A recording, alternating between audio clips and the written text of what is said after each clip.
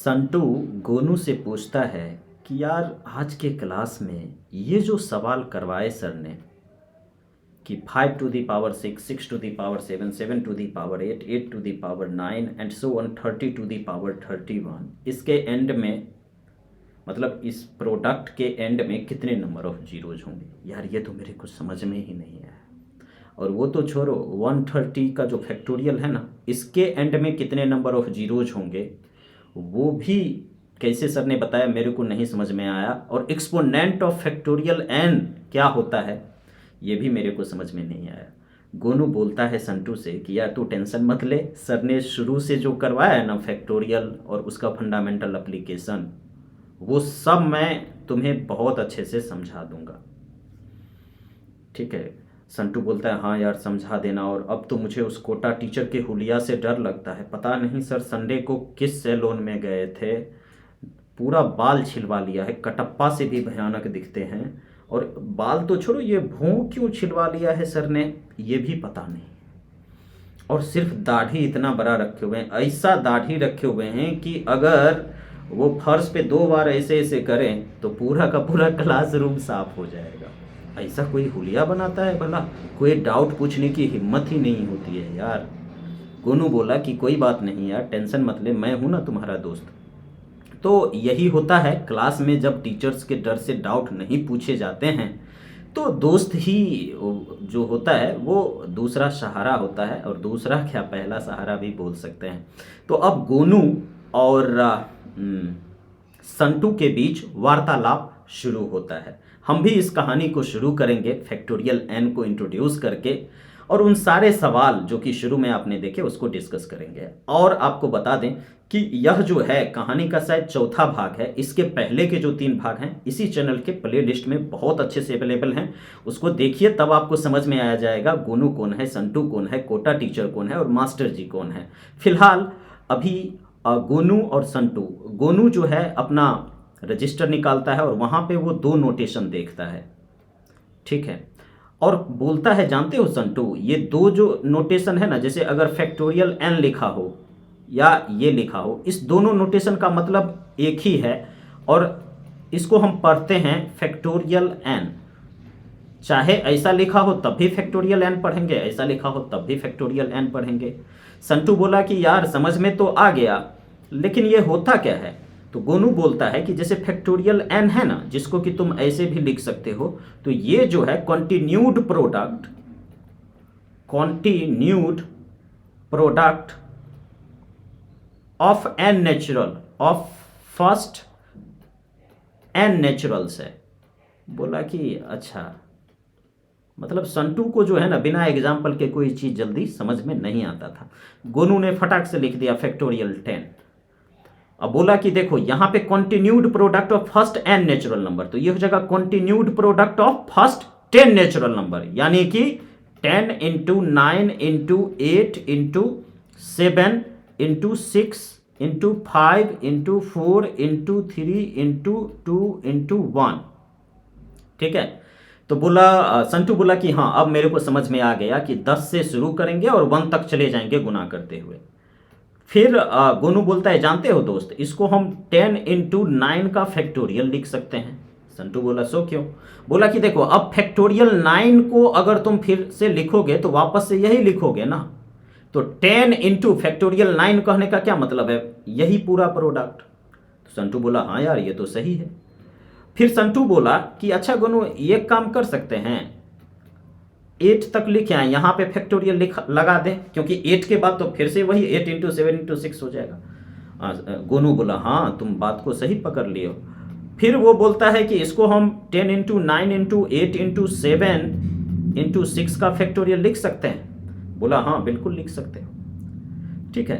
तुरंत गोनू ने क्या किया, बोला कि देखो अभी तो बहुत सारी इंटरेस्टिंग बातें डिस्कस करनी है, लेकिन जानते हो संटू, अगर तुम्हें यहाँ पे फैक्टोरियल 10 अपॉन फैक्टोरियल 7 निकालना हो तो क्या करोगे? तो संटू बोलता है कि एक काम करते हैं, 10 इंटू 9 इंटू 8, यहाँ पे फैक्टोरियल 7 लिख लेते। काहे कि नीचे में भी फैक्टोरियल 7 है, इससे इसका गेम हो जाएगा ओवर, और इस तीनों को मल्टीप्लाई कर देंगे, यही हो जाएगा अपना आंसर। तो बोला वाह बहुत बढ़िया।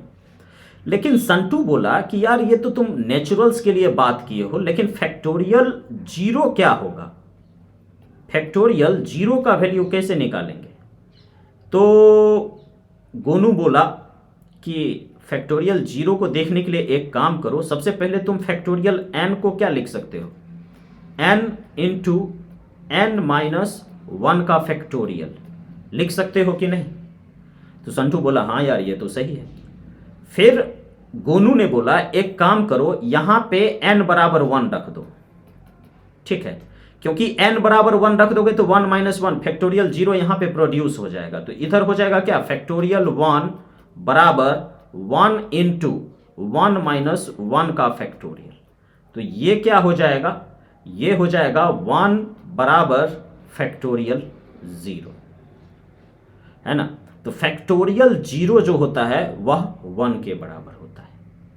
लेकिन संटू को कुछ बातें और थी जो समझ में नहीं आई थी। उसने बोला कि यार नेगेटिव नंबर का फैक्टोरियल होगा क्या, कोई भी अगर नेगेटिव नंबर है तो इसका फैक्टोरियल डिफाइंड है या नॉट डिफाइंड है।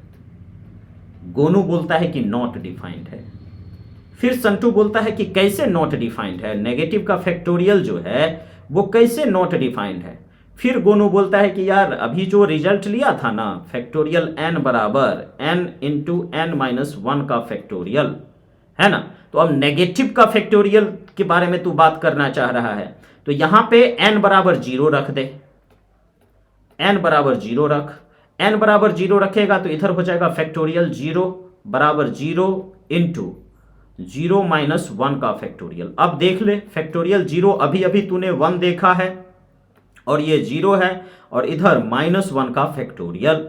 तो यहां से ये क्या हो जाएगा, 1 by zero is equal to minus 1 का फैक्टोरियल। अब देखो नेगेटिव का फैक्टोरियल, यहां से ये क्या आ गया, 1 बाय जीरो अनडिफाइंड या इन, ओके। तो यहां से अगर नेगेटिव का फैक्टोरियल होगा तो वो क्या हो जाएगा, तुम्हारा अनडिफाइंड हो जाएगा। संटू बोला हाँ यार अब मेरे को समझ में आ गया, ठीक है। ये सारी बातें चल ही रही थी कि गोनू ने सोचा कि क्यों ना एक सवाल संटू से पूछ लिया जाए।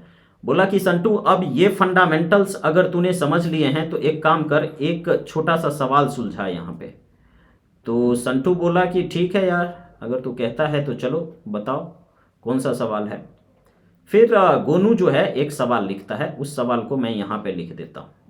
ये सवाल वही था जो कि क्लास में हुआ था, ठीक है। सवाल बहुत सिंपल सा था कि तुमको n का वैल्यू निकालना है, ठीक है। जब तुम्हें ये गिवन है n प्लस 1 का फैक्टोरियल बराबर 12 इंटू एन माइनस 1 का फैक्टोरियल।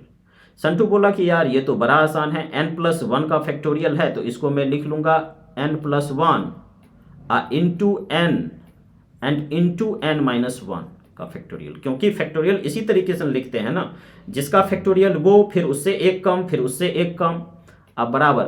तो गोनू बोला कि अच्छा संटू ये बताओ कि तुम यहाँ फैक्टोरियल n माइनस 1 पे रुक काहे गया। तो बोला कि इसलिए रुक गए ना ताकि इस दोनों को निपटा सके।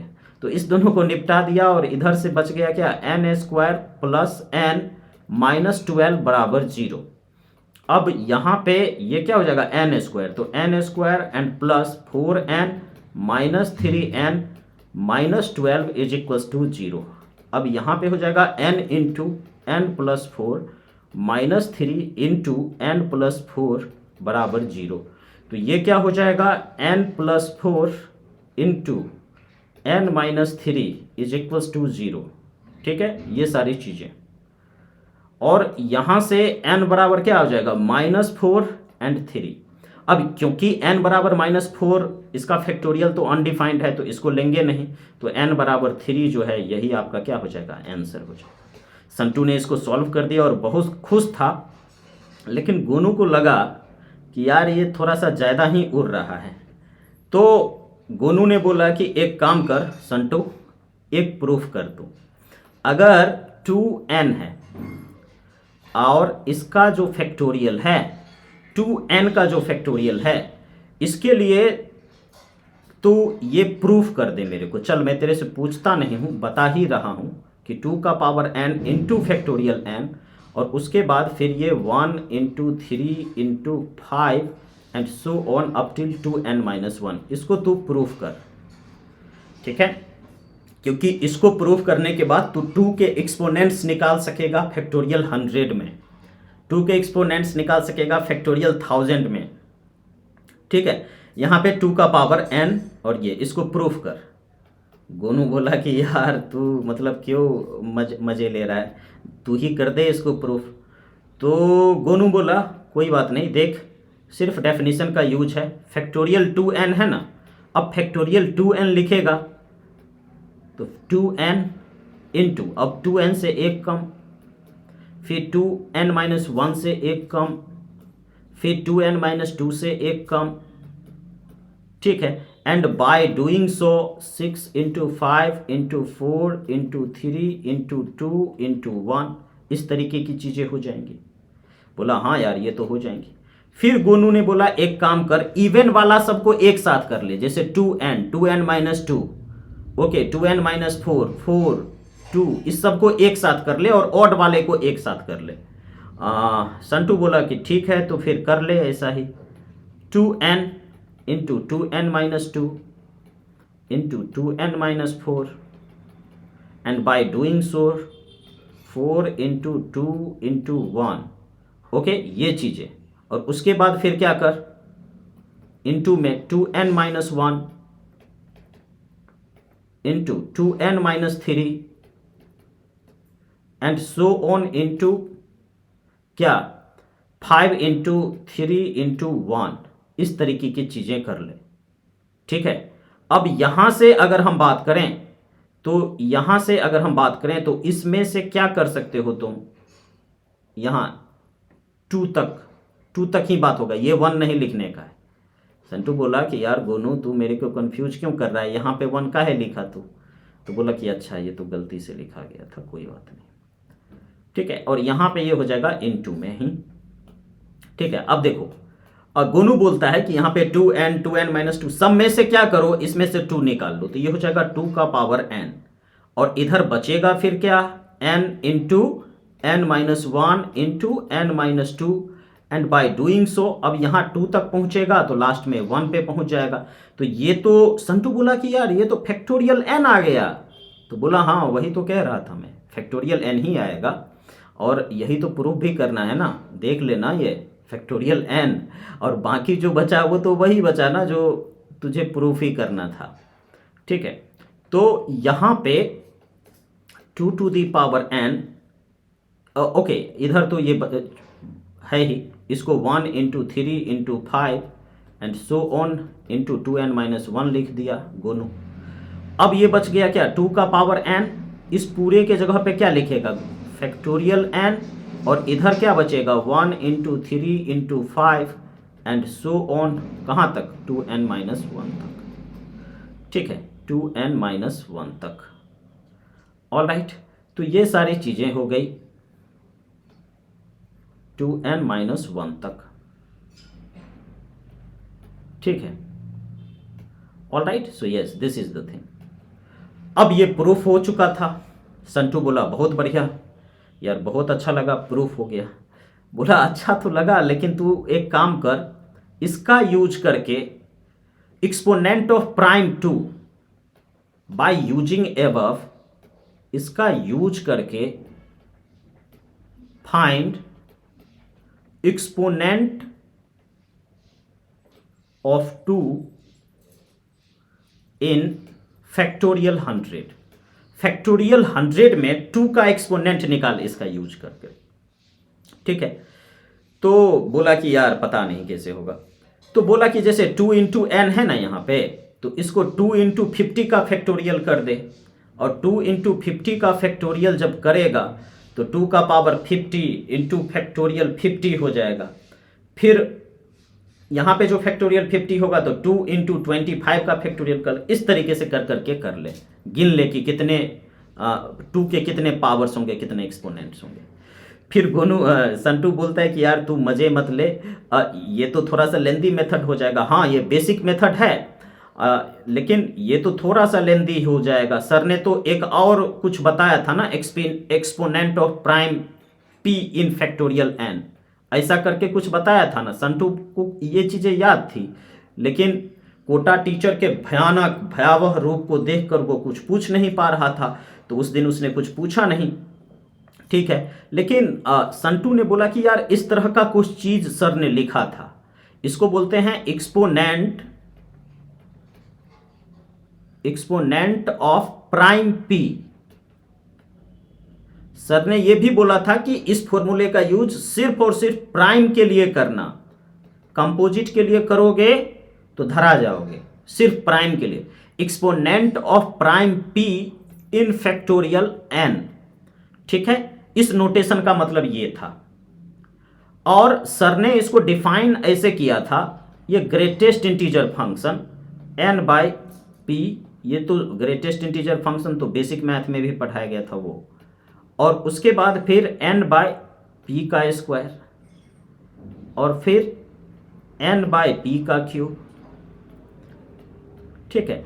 और सर ने बोला था कि करते जाओ ये जब तक कि तुम्हें ग्रेटेस्ट इंटीजर 0 ना दे दे, ठीक है। ये सारी चीजें एंड सो ऑन, ठीक है। अब यहां पे जब 0 आ जाएगा तो उसके बाद वाला अपने आप 0 हो जाएगा, है ना। लेकिन ये इस तरह से चीजें कुछ बताई गई थी, ठीक है।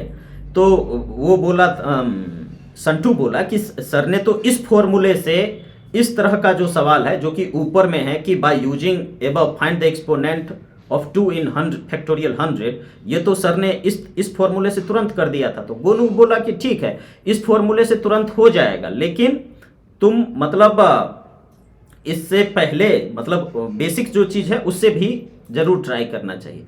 संटू बोला कि यार ठीक है उससे कर लेंगे, लेकिन इस फॉर्मूले का यूज करके पहले कुछ सवाल सिखा मेरे को, ठीक है। तो गोनू बोलता है कि जैसे मान ले कि तेरे को एक्सपोनेंट ऑफ 2 निकालना है फैक्टोरियल 6 में, ठीक है। तो तू क्या करेगा, सबसे पहले तो यहां पे देख फैक्टोरियल n है, तो यहां पे n लिया गया है, तो ये हो जाएगा 6 एंड डिवाइडेड बाय 2। यहां पे 2 क्या है, p है, प्लस 6 डिवाइडेड बाय 2 का स्क्वायर यानी कि 4, एंड प्लस 6 डिवाइडेड बाय 2 का क्यूब, 2 का क्यूब यानी कि 8। यहां पे ये 2 का स्क्वायर है, पैटर्न यही है, p का स्क्वायर p का क्यूब। और जानते हो ग्रेटेस्ट इंटीजर में क्या होता है, जैसे 8 से अगर तुम 6 को डिवाइड करोगे तो 0 पॉइंट समथिंग मिलेगा, है ना, 0 पॉइंट समथिंग मिलेगा जो कि 0 और 1 के बीच होगा। और ये जो ग्रेटेस्ट इंटीजर फंक्शन है GIF, ग्रेटेस्ट इंटीजर फंक्शन, तो हमेशा अगर 2 इंटीजर के बीच है तो ये जो छोटा वाला इंटीजर होता है वही इसका आंसर होता है। तो यहां पे 6/8 का GIF वैल्यू ये तो 0 हो जाएगा, और यहां पे 6/4, तो 6/4 क्या हो जाएगा, 1 पॉइंट समथिंग जो कि 1 और 2 के बीच में आएगा, तो ये 1 हो जाएगा। और यहां पे क्या है 6/2 यानी कि 3, तो ये चीजें हो जाएंगी। तो ये फाइनली तुम्हारा जो है कितने नंबर मतलब 2 के कितने एक्सपोनेंट्स होंगे, एक्सपोनेंट ऑफ प्राइम p, यहां पे 2 का जो है कितने एक्सपोनेंट होंगे, तो आंसर हो जाएगा 4। 2 के 4 एक्सपोनेंट होंगे किसमें, फैक्टोरियल 6 में। अब जो तुम्हारा सवाल था कि 2 के कितने एक्सपोनेंट कितने पावर होंगे फैक्टोरियल 100 में, तो उसी फॉर्मूले से कर लेना। यहां पे देख ले n बराबर तेरा 100 आ गया और p बराबर तुम्हारा 2 आ गया। इसको तब तक करता रह जब तक कि तुम्हारा ग्रेटेस्ट 0 ना दे दे। अब यहां पे 6/2 का पावर 4 लोगे तो वो भी 0 हो जाएगा, सारा हायर पावर 0 हो जाएगा, तो यहीं पे स्टॉप कर दिए। अब ये कहां पे रुकेगा, चलो उसको आगे देखते हैं। तो ये हो जाएगा तुम्हारा 100 का पावर 2, फिर 100 का पावर 2 स्क्वायर, फिर 100 का पावर 2 क्यूब, फिर 100 का पावर 2 4। ठीक है, जब डिनोमिनेटर न्यूमरेटर से ज्यादा हो जाएगा तो पता चलेगा कि 0 पे पहुंच चुके हैं। ठीक है, फिर अभी नहीं हुआ है ना, अभी तो 16 है यहां पे। 100 का पावर कितना, 2 का पावर 5, फिर देखो 100 का पावर 2 का पावर 6, ये 64 पे पहुंच गए। अब अगर 100 का पावर 2 का पावर 7, ये 6 है, 2 का पावर अगर 7 करेंगे तो ये क्या हो जाएगा, ये 128 हो जाएगा नीचे में और ऊपर में 100, तो इसका वैल्यू हो जाएगा 0। तो अब यहां और इसके बाद सारा आपको 0 ही देने वाला है, तो हम यहीं पे रुक जाएंगे, इस 6 पे ही रुक जाएंगे। अब क्या करेंगे, अब जैसे 100/50 का ग्रेटेस्ट इंटीग्रल वैल्यू, तो इंटीजर है तो 50 हो जाएगा। उसके बाद यहां पे क्या हो जाएगा 100/4, तो ये हो जाएगा 25। ठीक है, 100/8 तो 12 पॉइंट समथिंग, तो 12 और 13 के बीच में आएगा, तो ग्रेटेस्ट इंटीग्रल वैल्यू 12 हो जाएगा। ठीक है, प्लस अब यहां पे क्या है 16 से 100 को डिवाइड करेंगे। ओके, तो यहां पे 16 से 100 को डिवाइड करेंगे तो क्या आ जाएगा 6,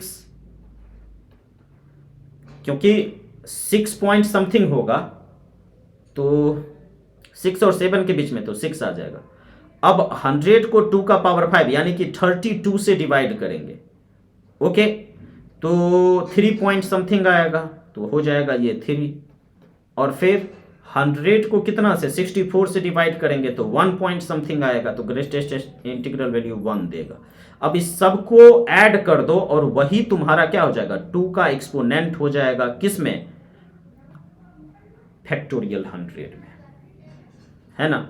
यानी कि फैक्टोरियल 100 में 2 का पावर अधिक से अधिक 2 का पावर 97 लाई करेगा, एग्जिस्ट करेगा, उसका हाईएस्ट पावर 97 होगा 2 का, है ना। तो 2 का एक्सपोनेंट यहां पे क्या होगा 97। उसके बाद गोनू ने जब संटू को ये सारी चीजें समझा दिया तो संटू बोलता है कि यार इसी एक्सपोनेंट ऑफ प्राइम पी, और गोनू ने एक नसीहत भी दी कि यहां पे जब प्राइम रहेगा ना तभी तो इस फॉर्मूले का यूज करना। यहां पे अगर कोई कंपोजिट नंबर हो जाए, जैसे कि अगर ये पूछे कि 6 का पावर कितना होगा फैक्टोरियल 36 में या फैक्टोरियल 100 में, तो उस केस में वो एक कंपोजिट नंबर है 6, तो उसके लिए ये यूज नहीं करने का है, सिर्फ प्राइम के लिए यूज करने का है। ठीक है, संटू बोलता है कि यार जीरोज का भी कुछ चक्कर था ना, कि मतलब इसी exponent of prime p in factorial n, इसका यूज करके सर जो है जैसे फैक्टोरियल 130 का के एंड में कितने नंबर ऑफ जीरोज होंगे उसका पता लगा लेते थे, तो वो सारी चीज़ें होती थी, है ना। तो सर बोलते हैं गोनू बोलता है कि देखो जीरोज का पता लगाने से पहले कुछ चीज़ों को ऑब्जर्व करो, तब तेरे दिमाग में घुसेगा बात। ऑब्जर्व करो कुछ चीज़ों को, जैसे अगर जीरोज की बात होती है तो 10 हमारे दिमाग में सबसे पहले आता है, और 10 को क्या लिखते हैं 2 × 5। यहां पे देख 5 का भी पावर 1 है और 2 का भी पावर 1 है, और 2 × 5 का एक ही पेयर बनेगा, तो यहां पे एक जीरो है। अब थोड़ा सा और आगे जा 100, ओके, तो ये हो जाएगा 2 का पावर कितना 2 और 5 का पावर 2। ठीक है, तो यहां पे भी इसके 2 × 5 के अधिक से अधिक 2 जोड़े बनेंगे, तो यहां पे 2 जीरोज हैं। ठीक है, अब थोड़ा सा चेंज कर, जैसे 200 पे जा, 200 पे जब तू जाएगा तो ये क्या हो जाएगा 2 का पावर 3 × 5 का पावर 2। अब यहां पे देख जो पावर है वो 5 का कम है, तो जिसका पावर कम है उतने जीरोज यहां पे बने 200 पे। ऐसा क्यों होता है, क्योंकि देखो 2 × 5 का कितना मैक्सिमम जोड़ा तुम बना सकते हो 200 में, अधिक से अधिक तुम 2 × 5 यानी 10 का 2 जोड़ा ही बना सकते हो, 2 × 5 2 × 5 × 2। ठीक है, तो इसीलिए यहां पे 2 जीरो हैं।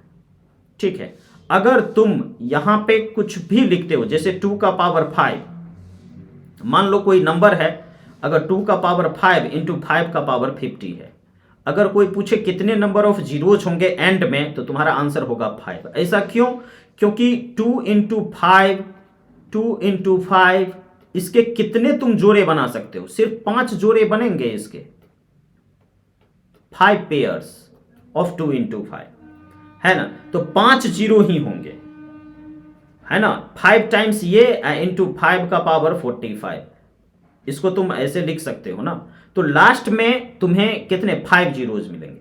तो अगर तुम्हारा कोई भी कितने नंबर ऑफ जीरोज है तो तुम exponent of 2 and exponent of 5 निकालो।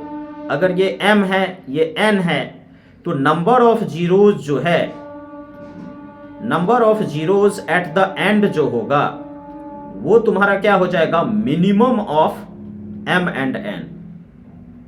ठीक है, n और m में जो मिनिमम होगा उतने नंबर ऑफ जीरोज ही होंगे।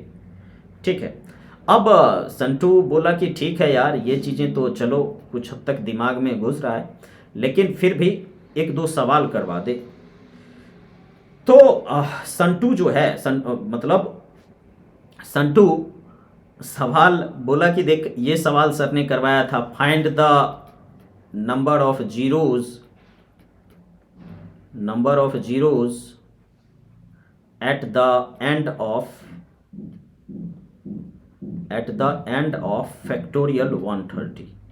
फैक्टोरियल 130 के लास्ट में कितने नंबर ऑफ जीरोज होंगे। ठीक है, फैक्टोरियल 130 के लास्ट में कितने नंबर ऑफ जीरोज होंगे। तो जब भी जीरोज की बात आती है ना तो हम या तो 2 का एक्सपोनेंट निकालते हैं या 5 का एक्सपोनेंट, जिसका एक्सपोनेंट कम होगा उतने नंबर ऑफ जीरोज ही होंगे। तो उसने बोला कि यार एक काम कर संटू, सबसे पहले तू ये निकाल ले। ठीक है, ये निकाल कि 130 के फैक्टोरियल में 5 के कितने नंबर ऑफ एक्सपोनेंट्स हैं। ओके, कितने एक्सपोनेंट्स हैं ये पहले तू निकाल ले। तो संटू बोला कि चल ठीक है यार, n के जगह पे 130/5, फिर प्लस 130/5 का स्क्वायर, फिर प्लस 130/5 का क्यूब। ठीक है, अब अगर 5 का पावर 4 ले लेगा ना, 130/5 का पावर 4 या 5 का पावर 5, ये सब जीरो पे चला जाएगा, क्योंकि 130/5 का पावर 4 जो है 0 और 1 के बीच में कुछ होगा, तो उसका ग्रेटेस्ट इंटीग्रल वैल्यू वापस से 0 पे ही चला जाएगा। ठीक है, तो ये चीजें हो गई। अब यहां पे इसका ग्रेटेस्ट इंटीग्रल वैल्यू क्या हो जाएगा, 26। 130/25 है। ठीक है, तो 25 को 130 में डिवाइड करोगे, 25 से 130 में डिवाइड करोगे तो 5 पॉइंट समथिंग आएगा, तो ग्रेटेस्ट इंटीग्रल वैल्यू 5 हो जाएगा। और यहां पे 125 से 130 में डिवाइड करोगे तो ग्रेटेस्ट इंटीग्रल वैल्यू 1 आएगा। तो ये तुम्हारा टोटल नंबर ऑफ कितने 32 एक्सपोनेंट्स हो जाएंगे। ओके, तो यहां पे 5 का जो एक्सपोनेंट है वो 32 हुआ है, और एक्चुअल में 32 नंबर ऑफ जीरोज ही होंगे, क्योंकि ये नेचुरली दिख भी रहा है कि 2 के एक्सपोनेंट्स ज्यादा होंगे 130 में। लेकिन फिर भी संटू बोला कैसे यार, एक बार तो दिखा दे। तो बोला कि देखो आंसर तो आ चुका है कि 32 जीरोज होंगे एट द एंड ऑफ 130 के फैक्टोरियल में। ठीक है, लेकिन अब अगर हम यहां पे बात करते हैं कि चलो कुछ देर के लिए e2 फैक्टोरियल 130 निकाल लेते हैं, तो देखो निश्चित तौर पे 32 से तो ज़्यादा ही होंगे, लेकिन फिर भी तू कह रहा है तो चल एक बार कर देते हैं। यहीं पे देख लेना 130/2 यहीं पे ये ज़्यादा हो गया, तो बात खत्म हो गई। 5 का जो एक्सपोनेंट होगा वही तुम्हारा 10 का एक्सपोनेंट होगा, और उतने नंबर ऑफ जीरोज आ जाएंगे। यही चीज़ होती थी ना कि जैसे 2 का पावर m इंटू 5 का पावर n है, तो जो तुम्हारा मिनिमम नंबर ऑफ है n एंड m में, वही उतने नंबर ऑफ जीरोज होंगे, है ना, क्योंकि वही तो 10 का एक्सपोनेंट हो जाएगा। तो आंसर तो आ चुका है, लेकिन फिर भी और यहां से सीधा दिख भी रहा है कि 65 यहीं पे हो गया, तो बात यहीं पे खत्म हो गई। लेकिन एक फॉर्मेलिटी था, संटू ने बोला था, तो बोला चलो भाई दोस्ती के लिए क्या करें, आगे बढ़ जाते हैं। 2 का स्क्वायर, फिर 130, 2 का क्यूब, फिर 130, 2 का पावर 4, फिर 130, 2 का पावर 5, फिर 130, 2 का पावर 6, फिर 130, 2 का पावर 7, एंड फिर 130, 2 का पावर 8। अब 2 का पावर 8 जब करेंगे ना तो वो सब 0 हो जाएगा। तो बात यहीं तक होगी, ठीक है। अब यहाँ पे देख लीजिए 130/2 ये 65 आ जाएगा, है ना। 130/4 32 point something, 130/8 16 point something, 130/16 8 point something, 130/32 4 point something, 130 by कितना 64 2 point something, and 130 by 128 1 point something. अब इस सबको तुम ऐड करो तो तुम्हें क्या मिल जाएगा 128। तो 2 के पास कितने एक्सपोनेंट है, मतलब कि इसमें अगर मैं बात करूं 10 के पावर की तो वो हो जाएगा 2 का पावर 128 इंटू 5 का पावर 32। एक्चुअल में ये हो जाएगा 2 का पावर 128 इंटू 5 का पावर 32, ठीक है। तो यहां पे अगर 2 इंटू 5 यानी कि 10 का जोड़ा बनाए तो कितने जोड़े बनेंगे 32 जोड़े बनेंगे। इसका मतलब 10 का जो एक्सपोनेंट है वो 32 है, तो उतने नंबर ऑफ जीरोज ही क्या होंगे एट द एंड ऑफ 130 के फैक्टोरियल में। इज दिस क्लियर, है ना। संटू बोला कि हाँ यार अब समझ में आया। संटू का इतना बोलना था कि गोनू ने बोला कि यार जानते हो सबसे इंटरेस्टिंग सवाल सर ने जो करवाया था कि find the number of zeros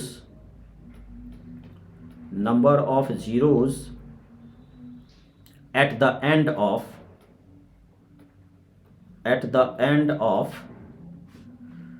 5 to the power 6 into 6 to the power 7 into 7 to the power 8 into 8 to the power 9 and so on into 9 to the power 10,